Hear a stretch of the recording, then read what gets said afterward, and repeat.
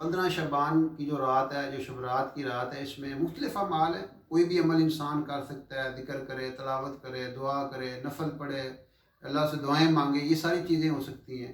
اور ایک عمل جو ہے حضرت حسن بصری رحمۃ اللہ علیہ جو ہے بہت بڑے یعنی تابعی ہوئے ہیں اور بڑی اعلیٰ شخصیت ہوئے ہیں عالم اسلام کی. وہ روایت کرتے ہیں کہ میں نے 3 صحابہ کو یہ عمل کرتے ہوئے دیکھا. اور وہ عمل کیا ہے کہ آپ 100 رکعتیں پڑھنی ہیں، 2 رکعتیں کر کے، اور ہر رکعت میں 10 دفعہ کل سورہ اخلاص یا قل هو اللہ احد یہ سورت جو ہے یہ پڑھنی ہے.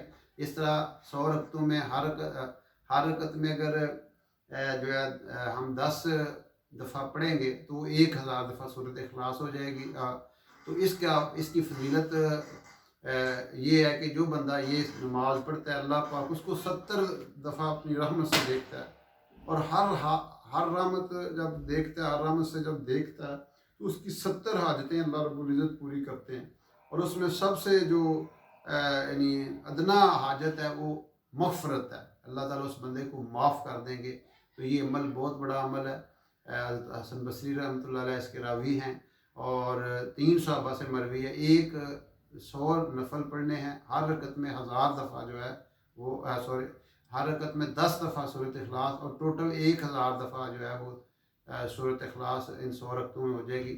اللہ رب العزت ہمیں اس رات کی فیض و برکات سے اور جو ہے رحمتوں سے اور برکتوں سے مستفید کرے. اور اس رات میں ہم اللہ سے جو دعائیں مانگیں، اللہ پاک وہ ہماری دعائیں بھی قبول کریں، ساری انسانیت پہ اپنا رحم فرمائے.